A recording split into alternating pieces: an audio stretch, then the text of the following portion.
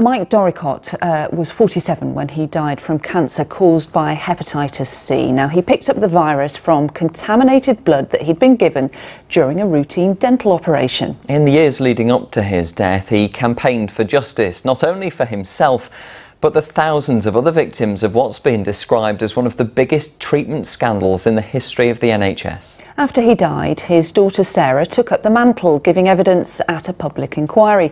And this week, the government is expected to announce details of a long-awaited compensation scheme. Well, Sarah's been speaking to our reporter Harry Horton about what this could mean for her and her family.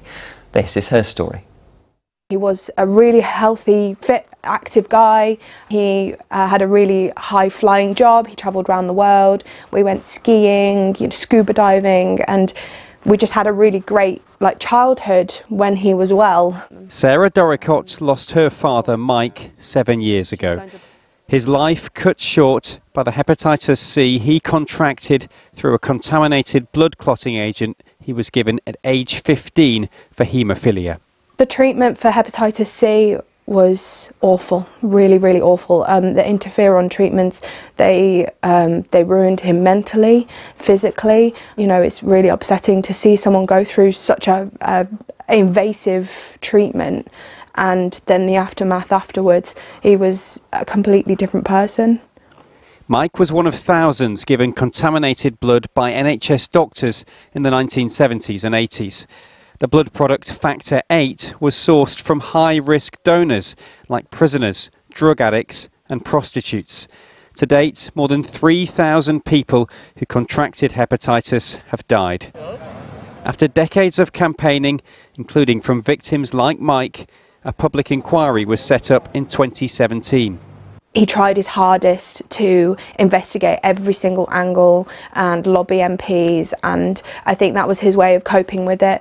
3 years ago, the inquiry came to Leeds, where Sarah and her family gave evidence. It was a really difficult time for us and our family because we had to drag up a lot of dirt from the past, some really emotional times.